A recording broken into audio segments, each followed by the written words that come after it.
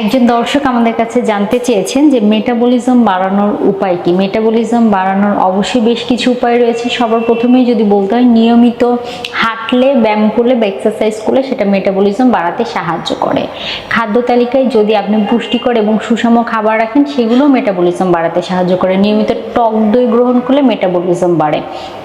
বেশ কিছু পানীয় আছে যেগুলো গ্রহণ করলে মেটাবলিজম বাড়ে, যেমন লেবু পানি, জিরা পানি, দারুচিনি পানি, মেথি পানি, এগুলো মেটাবলিজম বৃদ্ধি করতে সাহায্য করে। এর পাশাপাশি যদি বলতে হয় যে নিয়মিত ফ্রেশ রুম টেম্পারেচারে থাকা পানি গ্রহণ করলেও সেগুলো মেটাবলিজম বৃদ্ধি করতে সাহায্য করে। নিয়মিত স্ট্রেস ফ্রি লাইফ লিড করলে, রাতে পরিমিত পরিমাণে ঘুমালে সেগুলো মেটাবলিজম বুস্ট আপ করতে সাহায্য করে। এর পাশাপাশি অতিরিক্ত ট্রান্সফার ফাস্টফুড জাতীয় খাবার, অতিরিক্ত মশলাদার খাবার, চিনি জাতীয় খাবার, আর পাশাপাশি বিভিন্ন ধরনের কোল্ড ড্রিঙ্কস বা সফট ড্রিঙ্কস গ্রহণ করলে মেটাবলিজম কমে যায়।